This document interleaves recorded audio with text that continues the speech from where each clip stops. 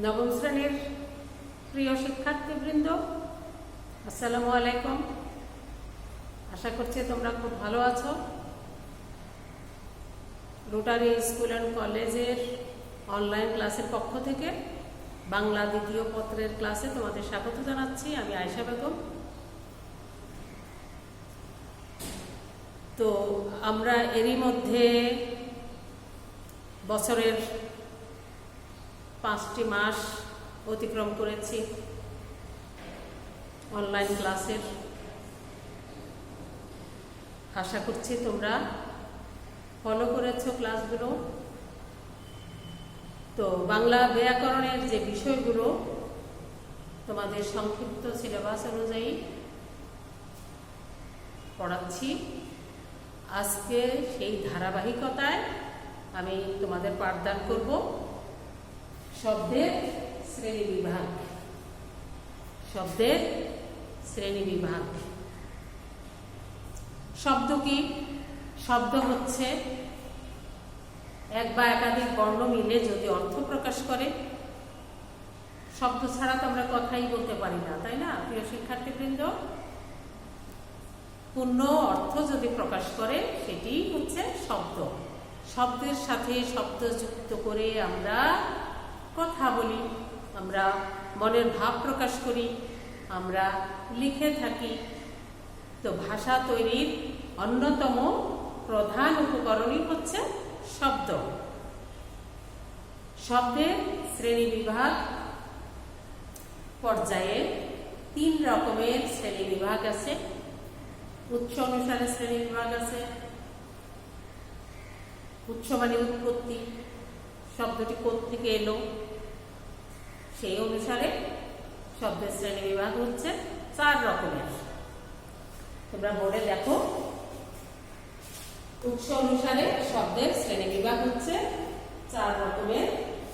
কি কি? তৎসম, তদ্ভব, দেশি এবং বিদেশি। আমি আবার বলছি, উৎস বা উৎপত্তি অনুসারে শব্দের শ্রেণীবিভাগ হচ্ছে 4টি: তৎসম, তদ্ভব, দেশি এবং বিদেশি। তৎসম কথাটির আবিধানিক অর্থটা হচ্ছে তার সমান। প্রিয় শিক্ষার্থী, তোমরা জানো যে বাংলা ভাষায় অনেক শব্দ বিদেশি, দেশি, সংস্কৃত নানান শব্দ মিশে বাংলা ভাষা সমৃদ্ধ হয়েছে, তাই না? তো এর মধ্যে সংস্কৃত শব্দ হচ্ছে অনেক বেশি পরিমাণে বাংলা ভাষায় অন্তর্ভুক্ত আছে। এই যে সংস্কৃত শব্দগুলো বাংলা ভাষায় আছে, এই সংস্কৃত শব্দগুলোই হচ্ছে তৎসম। তার সমান বলতে, তার বলতে এখানে বোঝানো হয়েছে সংস্কৃত ভাষা। তার সমান মানে যে সমস্ত সংস্কৃত শব্দ সম্পূর্ণ অপরিবর্তিত অথবা কিছুটা পরিবর্তিত অথবা নতুন রূপে বাংলা ভাষায় আমরা পেয়ে থাকি। অসংখ্য সংস্কৃত শব্দের প্রয়োগ বাংলা ভাষায় আছে, সেগুলি হচ্ছে তৎসম, তার সমান, সংস্কৃতির সমান, এভাবে আমরা পেয়ে থাকি। তো যেগুলো হচ্ছে একদম অপরিবর্তিত সেগুলোই তৎসম শব্দ। আবার যেগুলি আমরা জানি যে ভাষা ব্যবহার নিত্য পরিবর্তনশীল, শব্দ পরিবর্তন হয়, ধ্বনি পরিবর্তন হয়, ভাষা প্রতিনিয়ত পরিবর্তন সাধিত হচ্ছে। তো এই যে কিছু থাকে সংস্কৃত শব্দ যেগুলো একদম অপরিবর্তিত, আর যেগুলো হচ্ছে অনেকটাই পরিবর্তিত হয়ে বাংলা ভাষায় ব্যবহৃত হচ্ছে অথবা নতুন রূপে ব্যবহৃত হচ্ছে, সেগুলো হচ্ছে তদ্ভব। এই যে তোমরা দেখতে পাচ্ছ তদ্ভব। তৎসম কোনগুলো? তৎসম হচ্ছে চন্দ্র, সূর্য, নক্ষত্র, বৃক্ষ, এগুলো এগুলো হচ্ছে সংস্কৃত শব্দ বা তৎসম শব্দ। এগুলোরই আবার পরিবর্তিত রূপ তদ্ভব শব্দ। চাঁদ, চাঁদ, এই যে বৃক্ষকে আমরা কি বলি? গাছ। এরকম পরিবর্তিত যেগুলি পরিবর্তন সাধন হয়েছে সেগুলো তদ্ভব শব্দ নামে আমরা ব্যবহার করি। তারপরে কিছু আছে, যেমন বাংলা ভাষার যে প্রাচীন জাতিগোষ্ঠীর থেকে বাংলা ভাষাটা প্রচলিত আছে, মানে একেবারে অরিজিনাল বাঙালি জাতির যে প্রাচীন গোষ্ঠী বাংলা ভাষা, তাদের মুখে মুখেই প্রথম প্রচলিত, তাদের ধারায় প্রচলিত। যেমন অস্ট্রিক জাতি বাংলা ভাষার আদি জাতি, সেই যে তাদেরই যে শব্দগুলো এখন পর্যন্ত বাংলা ভাষায় ব্যবহৃত হচ্ছে সেগুলি হচ্ছে দেশি শব্দ, যেগুলি বাইরে থেকে আসেনি, একেবারেই আমাদের নিজস্ব সম্পদ।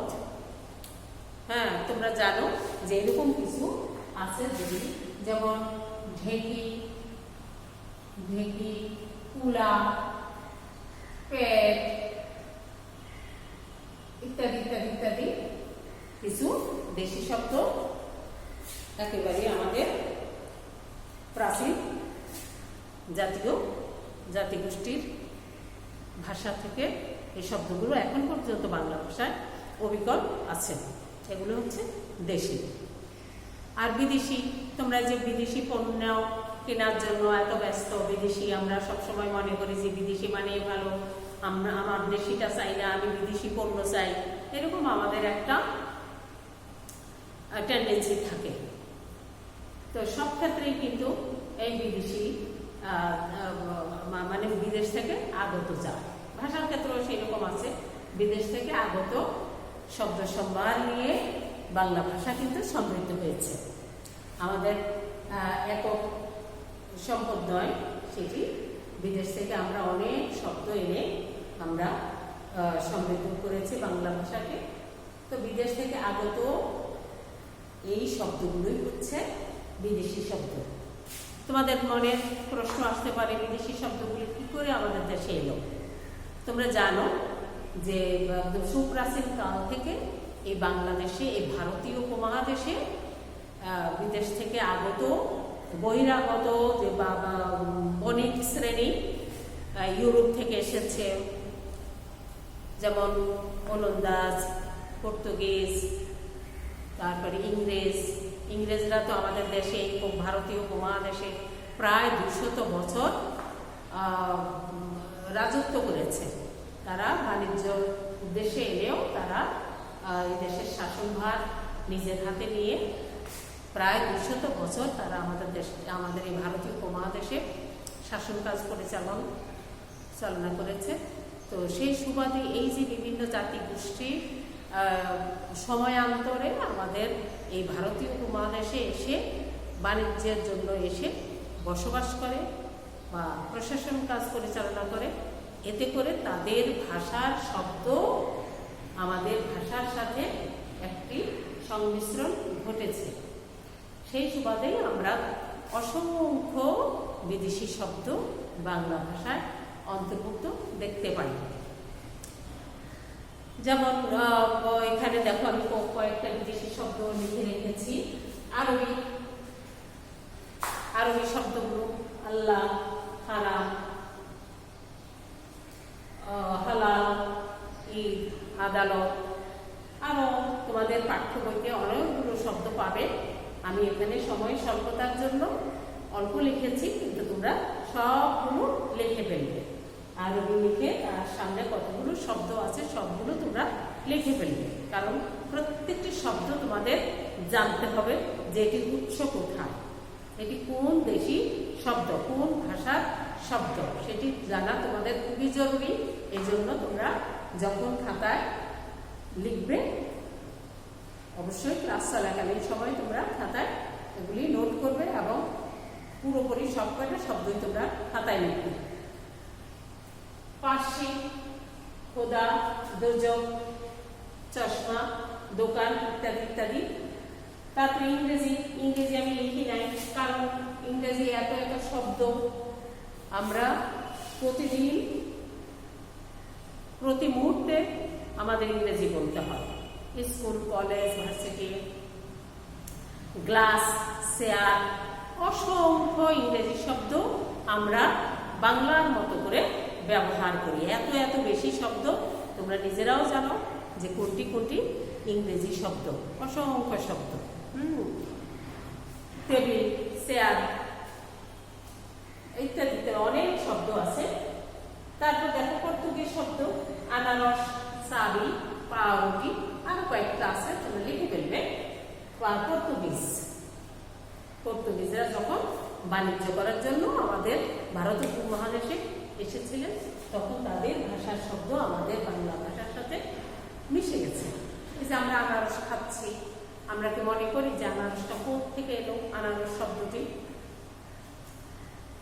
তারপর হচ্ছে ফরাসি, ফরাসি, কুপন, রেস্তোরাঁ, ডিপো ইত্যাদি ইত্যাদি। ওলন্দাজ, হরতল, রুইতল, স্কাপন, এরকম বেশ কয়েকটি আছে। তুর্কি, চাকর, চাকু, দারোগা তুর্কি শব্দ। হিন্দি আছে, পানি, লাগাতার, হালুয়া। আর আমরা এই যে বলি পহেলা আগস্ট, দোসরা, তেসরা, চৌঠা, আমরা তারিখবাচক শব্দ, এই কয়টিও হিন্দি থেকে পাওয়া। আর এখন তো আমাদের পার্শ্ববর্তী দেশ হিন্দি ভাষা প্রচলন আছে, আমাদের সাথে অনেক বেশি তাদের ঘনিষ্ঠতা, সেই সুবাদে সাংস্কৃতিক যোগাযোগ অনেক বেশি, সেই সুবাদে অনেক অনেক হিন্দি শব্দ আমরা শখ করেও ব্যবহার করি। আস্তে আস্তে এভাবে করেই হিন্দি শব্দ বা বিদেশি শব্দগুলো নিজেদের ভাষার অন্তর্ভুক্ত হয়ে যায়। তোমরা যখন হিন্দি মুভি দেখো তখন কোনো একটি শব্দ হয়তো তোমাদের ভালো লেগে গেল, সেটি বেশ মুখে মুখে প্রচলন হয়ে গেল, এক সময় সেটি আস্তে করে বাংলা ভাষার অন্তর্ভুক্ত হয়ে গেল। এভাবে করে শব্দ, এক ভাষার শব্দ আরেক ভাষার শব্দের সাথে মিলেমিশে একটি ভাষা সম্পদ গড়ে ওঠে। এটাই নিয়ম, প্রাকৃতিক নিয়ম। তাইলে উৎস অনুসারে আমরা শব্দের শ্রেণীবিভাগ দেখেছি এবং আমরা বুঝতে পেরেছি যে কত রকম শব্দ উৎস অনুসারে আছে এবং সেগুলি কিভাবে আমাদের ভাষার সম্পদ হয়ে যায়। তৎসম, তদ্ভব, দেশি এবং বিদেশি, এটি হচ্ছে উৎস অনুসারে। তারপর গঠন অনুসারে আছে। গঠন অনুসারে হচ্ছে দু রকম, একটি হচ্ছে মৌলিক, একটি হচ্ছে সাধিত।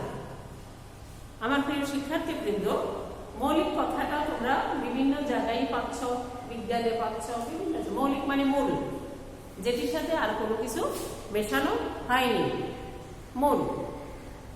যেমন হাত, পা, চোখ, কান, ফুল, এগুলি হচ্ছে মূল শব্দ। এগুলির সাথে কোনো উপসর্গ মিশানো হয়নি, প্রত্যয় মিশানো হয়নি, কোনো ধাতু মিশানো হয়নি, কিছুই মিশানো হয়নি। এগুলোই একদম মূল শব্দ। মানে হচ্ছে যে শব্দগুলোকে আর ভাঙা বা বিশ্লেষণ করা যায় না।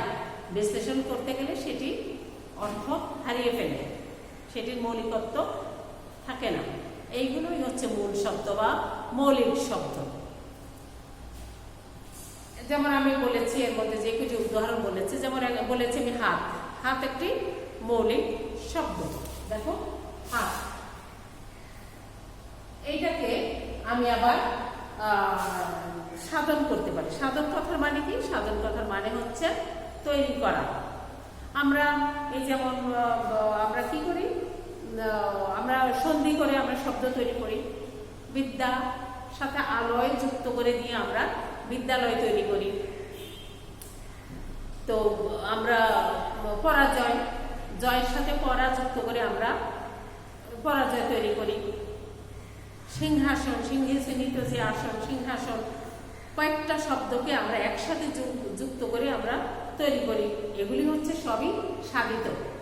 তৈরি করি আমরা, বিভক্তি যুক্ত করে শব্দ তৈরি করি, আমরা সন্ধি করে শব্দ তৈরি করি, আমরা সমাস করে করি, উপসর্গ করে করি, প্রত্যয় করে করি, আমরা নানানভাবে শব্দ তৈরি করি। সবগুলোই হচ্ছে সাধিত শব্দ। আর যেখানে আমরা কোনো কিছুই যুক্ত করি না সেটাই হচ্ছে মৌলিক শব্দ। যেমন হাতকে আমরা কি করি, হাতল করতে পারি। হাত যোগ অল প্রত্যয় যুক্ত করে দিয়ে আমরা কি করলাম, সাধিত করে ফেললাম। ফুল, ফুলকে আমরা কিভাবে, দেখো ফুল, ফুল একটা মৌলিক শব্দ। ফুলে মানে ফুলযুক্ত, যা ফুলযুক্ত। তো এই যে আমরা মৌলিক এবং সাধিত, প্রিয় শিক্ষার্থী, আশা করছি তোমরা বুঝতে পেরেছ। সাধিত ব্যাপকভাবে সাধিত শব্দ আছে, সন্ধি, প্রত্যয়, উপসর্গ, ধাতু, সমাস, নানানভাবে আমরা সাধন করি।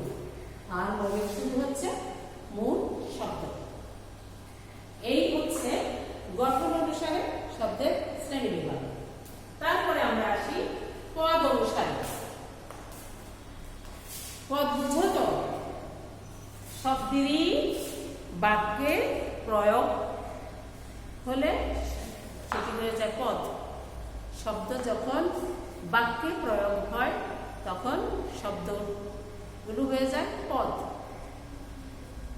আবার আরেকভাবে বলতে পারি, বিভক্তিযুক্ত শব্দই হচ্ছে পদ। তো এই যে বাক্য, একটা বাক্যের মধ্যে যতগুলো শব্দ থাকবে প্রত্যেকটাই কিন্তু পদ।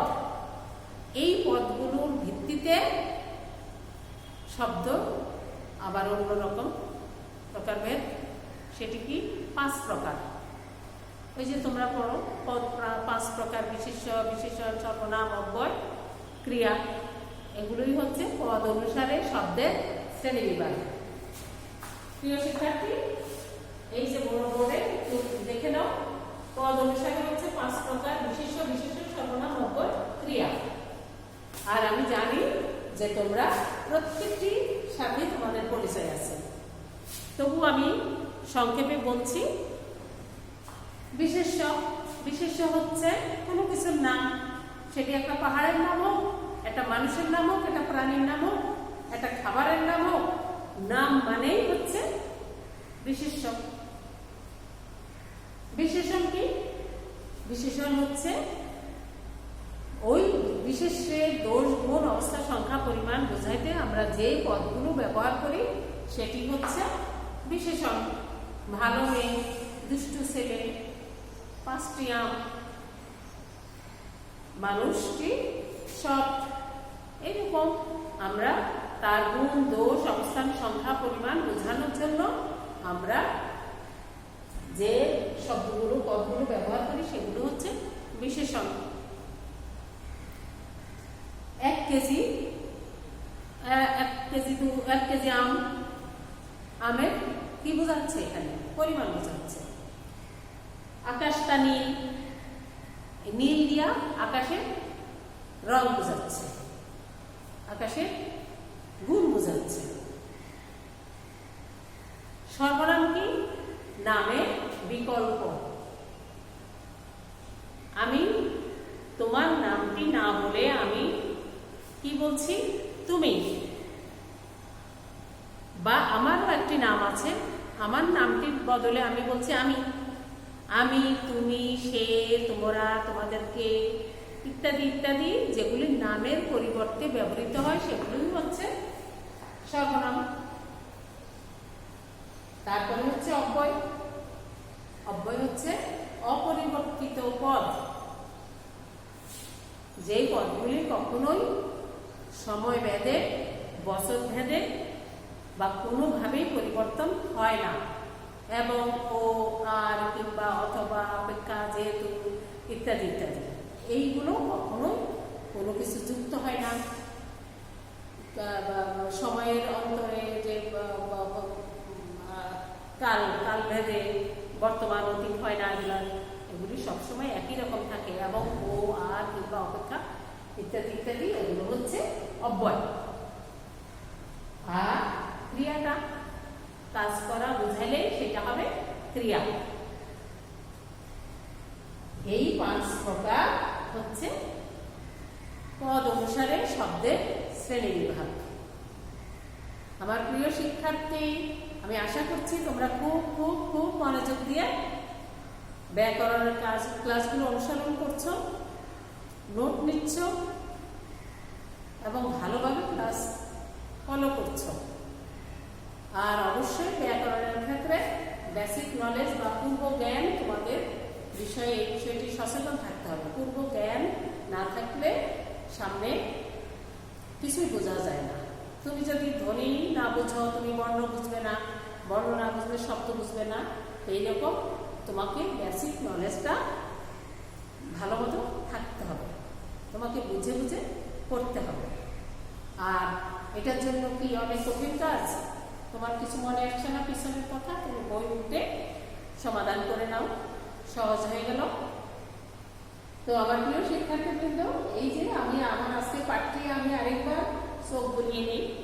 আজকের আমার পাঠের বিষয় হচ্ছে শব্দের শ্রেণী বিভাগ, এবং সেটি 3টি বিষয়ের উপর ভিত্তি করে। উৎস অনুসারে 4 রকম, তৎসম, তদ্ভব, দেশি, বিদেশি, গঠন অনুসারে 2 রকম, আর পদ অনুসারে হচ্ছে 5 প্রকার। আর এগুলো সব এই যে আমি বিদেশি শব্দ কয়েকটা করে লিখে রেখেছি। আমি আশা করব তোমরা বইতে যতগুলো শব্দ আছে সবগুলো লিখবে, এবং সবগুলি তোমাদের পড়তে হবে, কোনোটা বাদ দেওয়া যাবে না।